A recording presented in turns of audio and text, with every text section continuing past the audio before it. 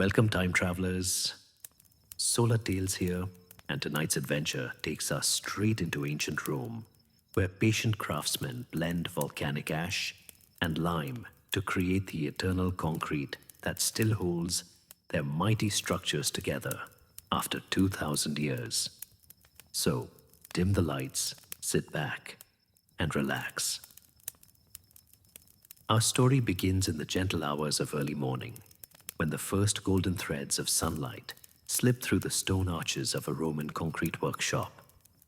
The air is cool and still, carrying the faint mineral scent of volcanic ash and the promise of another day devoted to the ancient craft of mixing earth and fire into something eternal. Marcus awakens as he has for 30 years, before the city stirs, before the great construction sites come alive with voices and the ring of hammers on stone. His weathered hands know the rhythm of this work, as surely as his heart knows the rhythm of breathing. He rises from his simple bed and steps into his sandals, the leather soft and shaped by countless mornings, just like this one. The workshop waits in peaceful silence. Wooden buckets stand in neat rows along the stone walls, their interiors still damp from yesterday's final cleaning. Clay vessels, smooth and perfect from the potter's wheel, hold the precious water that will soon transform powder into the stuff of monuments. And there, in carefully separated piles, rest the materials that make Roman concrete unlike any other mixture known to the world.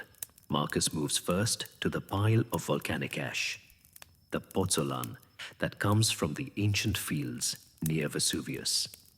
He runs his fingers through the fine gray-brown powder, feeling its lightness, its eager readiness to bind with lime and become something far greater than the sum of its parts. This ash has waited centuries for this moment. Born from fire and fury, cooled by time, ground by wind and rain, until it became this perfect powder that holds the secret to structures that will outlast empires. The morning light grows stronger now, painting everything in shades of honey and gold.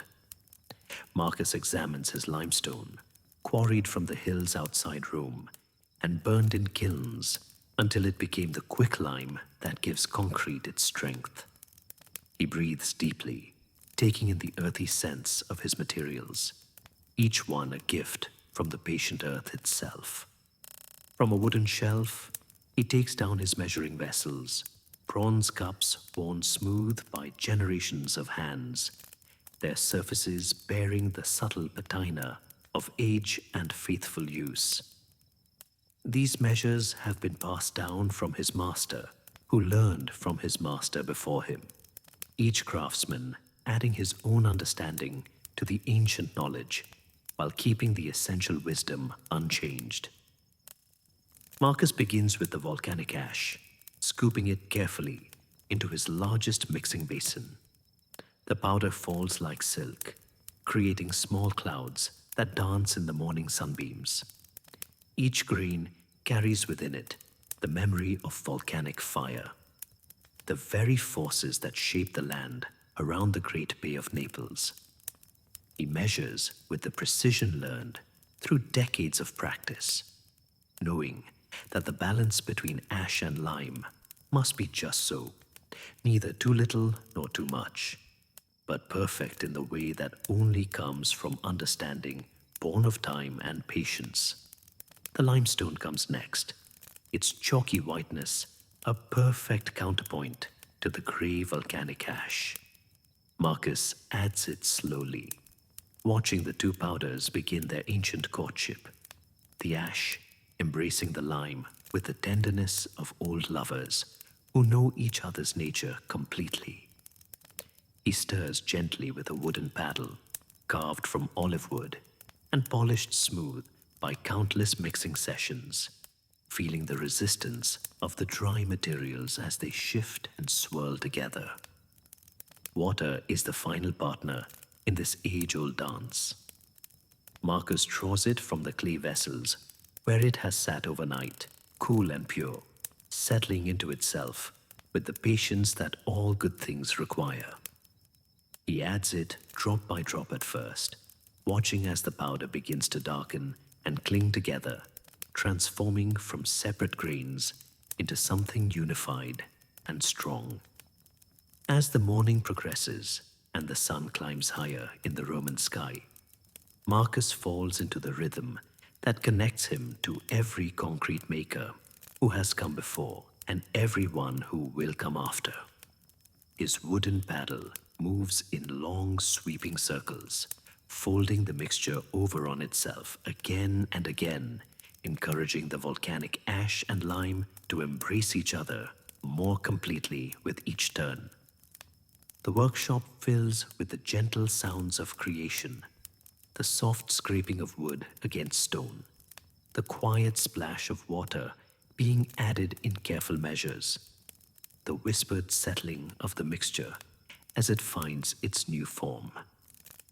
These are the sounds that have echoed through Roman workshops for generations, the music of patient craftsmanship that builds not just structures, but legacies that span centuries. In the patient way of Roman craftsmen, Marcus knows that rushing serves no purpose. The volcanic ash needs time to release its hidden properties. The lime requires patient coaxing to reach its full binding strength, and the water must find its way into every grain and particle before the mixture can become truly unified. He stirs steadily, but never hurriedly, feeling through the paddle, the gradual transformation taking place in his basin. The mixture begins to change as it has for countless generations before this morning, and as it will for countless generations yet to come. What began as separate elements, ash, lime, and water, slowly becomes something new, something that possesses qualities none of its parts could claim alone. The concrete develops its characteristic smoothness, a texture that speaks of stone ground, fine, and elements perfectly balanced, ready to flow into forms and harden into structures that will stand when the very hills that gave up their limestone have been worn smooth by time. As volcanic ash had waited for centuries to serve, so now does Marcus's mixture wait for its moment of purpose.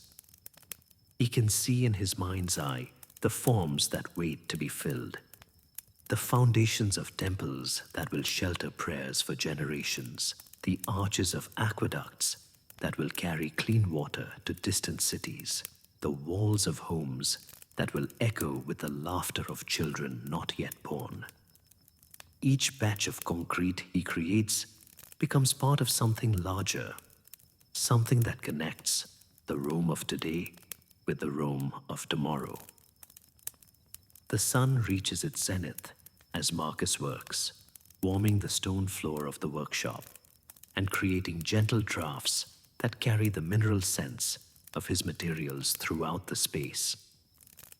Apprentices arrive to observe and learn, their young eyes bright with the eagerness to understand this alchemy that turns earth and water into stone stronger than any marble quarried from distant mountains. Marcus shows them the proper way to test the mixture's readiness, how to feel through their hands and eyes when the concrete has reached the perfect consistency. Too thick, and it will not flow properly into forms. Too thin, and it will lack the strength to bear the loads that Roman engineering demands. But just right. When it is just right, the mixture flows like honey from the comb, filling every corner and crevice while retaining the substance needed to become eternal stone. Watch the color, Marcus tells his young students, his voice carrying the gentle authority of experience. See how the gray of the ash and the white of the lime blend into this perfect shade that speaks of earth and sky united. This is the color of Roman strength, the hue that will grace our greatest monuments. The apprentices nod with reverence, understanding that they are witnessing something far more significant than the simple mixing of materials. They are seeing the birth of concrete that may one day form the dome of a great building, the span of a mighty bridge, or the walls of a lighthouse that will guide ships safely home across the wine-dark Mediterranean.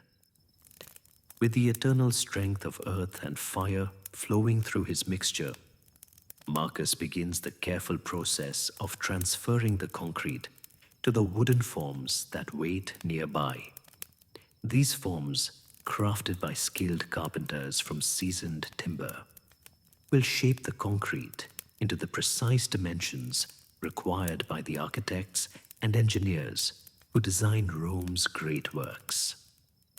The concrete flows with perfect obedience, settling into the forms with the grace of water finding its level, yet carrying within itself the promise of becoming solid as mountain stone. Marcus uses a long wooden rod to eliminate air bubbles, working with the same patient thoroughness that has characterized every moment of this day's work. Each gentle prod of the rod allows the concrete to nestle more completely into its temporary wooden home, ensuring that when it emerges, it will be solid and strong throughout, with no hidden weaknesses to betray the trust placed in it. As afternoon begins to soften toward evening, the first batch of concrete rests quietly in its forms, beginning the slow, mysterious process of curing that will transform it from liquid to solid over the coming days. Marcus covers the forms with damp cloths, protecting his work from the sun's drying heat, while allowing the chemical magic within to proceed at its own unhurried pace. In rhythms unchanged since ancient times, Marcus cleans his tools with the same care he brought to their use. The wooden paddle goes into a basin of clean water, where gentle scrubbing removes every trace of concrete while preserving the smooth finish that makes the tool perfect for its purpose. The bronze measuring cups receive similar attention, their surfaces polished until they gleam in the afternoon light.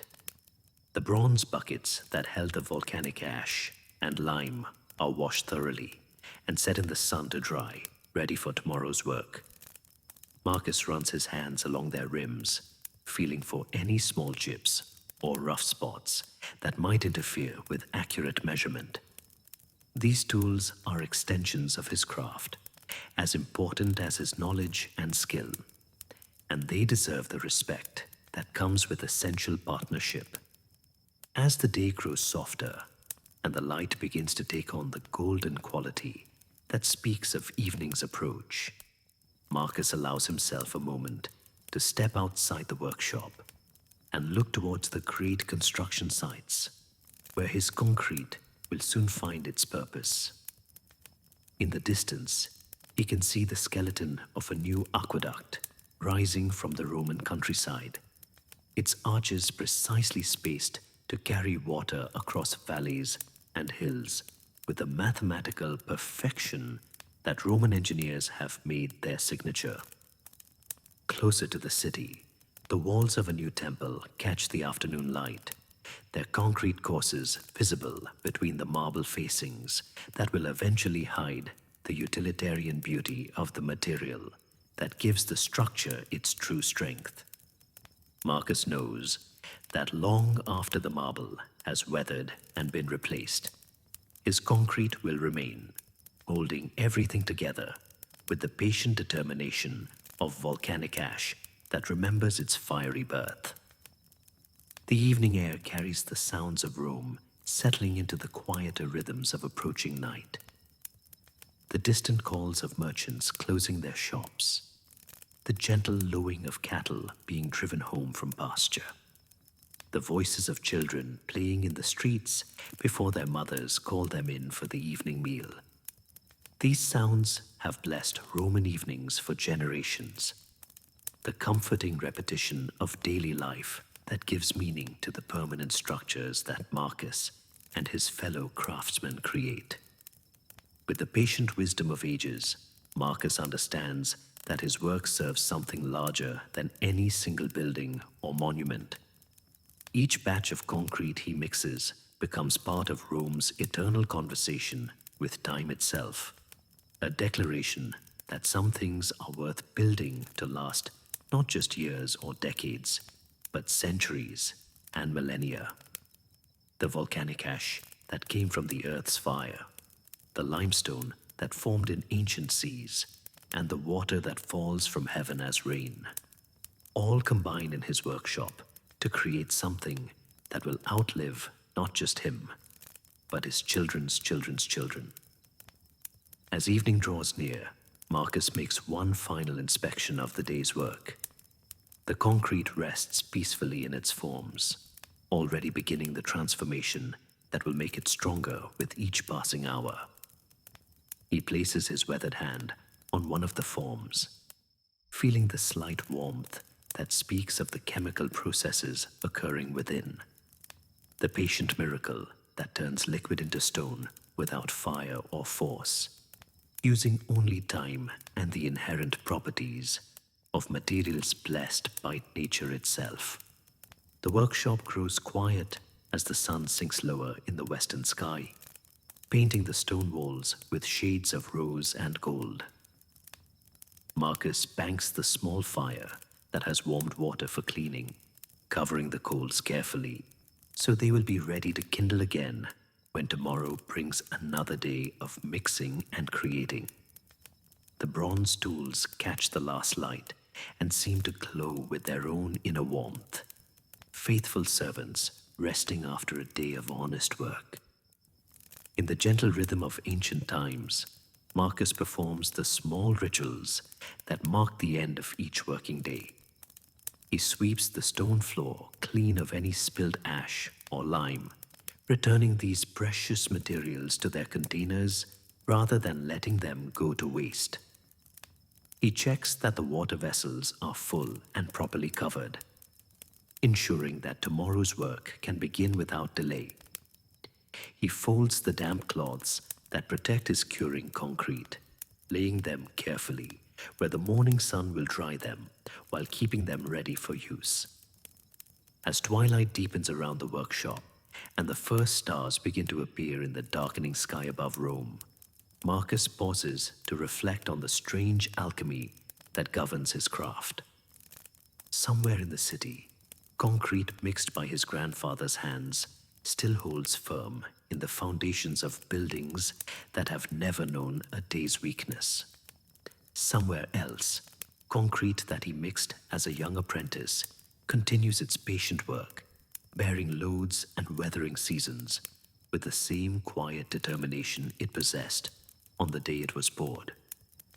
And now, as the last light fades from the western sky and the evening star appears like a gentle guardian above the 7 hills of Rome, Marcus knows that the concrete he mixed today will join that eternal fraternity of Roman construction, becoming part of structures that will stand when Rome herself has become legend, when the language he speaks has evolved beyond recognition, when the very shape of the Mediterranean coastline has changed with the patient work of waves and time.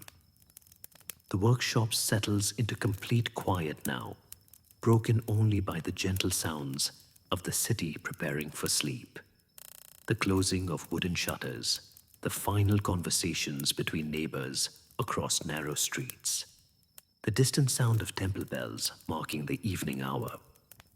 Marcus extinguishes the oil lamp that has provided light for his final tasks, leaving only the starlight to watch over his resting concrete.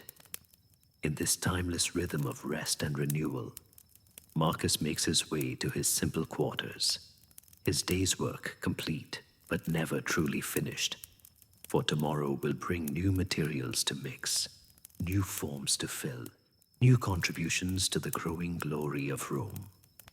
His hands, stained with the honest marks of his craft, carry the satisfaction that comes only from work that serves something greater than oneself. As he prepares for sleep, Marcus can hear in the distance the gentle sound of water flowing through the aqueducts that bring life to the great city. Water carried by concrete channels, mixed by craftsmen just like himself, men who understood that their daily work was part of something eternal. The sound is soothing, a liquid lullaby that speaks of continuity and purpose, of individual efforts combining to serve the common good across generations. The concrete in the workshop continues its slow cure under the watchful stars, growing stronger with each passing hour through processes as old as the volcanic ash that gives it life. In the darkness, the mixture draws oxygen from the night air and releases the excess water that is no longer needed, becoming denser and more durable as the hours pass in peaceful silence. Marcus closes his eyes and lets sleep take him, knowing that when he wakes, his concrete will be measurably stronger than when he bid it good night, and that in days to come, it will be stronger still. Like the craftsman who created it, the concrete takes its rest and emerges from that rest renewed and ready for the work ahead. And so, the night settles over Rome and over the workshop, where volcanic ash and limestone have been transformed once again into the material that will outlast empires, where patient hands have continued work that began generations ago and will continue generations hence, where the simple alchemy of earth and water and time creates monuments that speak across centuries of the Roman gift for building not just for today, but for forever. As stars keep their ancient watch over the eternal city, the concrete cures in its forms, growing stronger in the darkness, preparing to take its place in the great conversation between human ambition and geological time. In the morning, Marcus will return to mix another batch, and the day after that, another, each one carrying forward the patient wisdom of craftsmen who knew that the greatest achievements are built not of grand gestures, but of daily dedication to work that serves something larger than any single lifetime. The volcanic ash sleeps now in its transformation, no longer the wild product of fire and fury, but the civilized foundation of human achievement, tamed by Roman wisdom and shaped by Roman hands into the stuff of dreams made permanent. And in that sleep, it grows stronger still, ready to bear whatever loads the future may place upon it, ready to stand firm through seasons and centuries, ready to be part of the eternal conversation between earth and sky that we call human civilization, until morning light returns once more to the workshop where concrete is born, where time and patience and ancient wisdom combine to create structures that will stand when we ourselves have become part of the great story that stretches from the foundations of the first Roman temple to the last star that will shine over the ruins of time itself. Sleep well, time travelers, and dream of patient craftsmen whose daily work becomes eternal, whose simple materials become monuments, and whose quiet devotion to excellence creates legacies that span millennia. In the gentle rhythm of rest and renewal, all great things find their strength. Just as Roman concrete finds its power in the patient process of curing that transforms liquid into stone, time into permanence, and human effort into immortal achievement. And all was peaceful in the workshop where earth and fire became eternal stone, where patient hands shaped tomorrow's monuments, and where the gentle wisdom of ages turned simple materials into structures that will stand as long as stars shine over the 7 hills of Rome.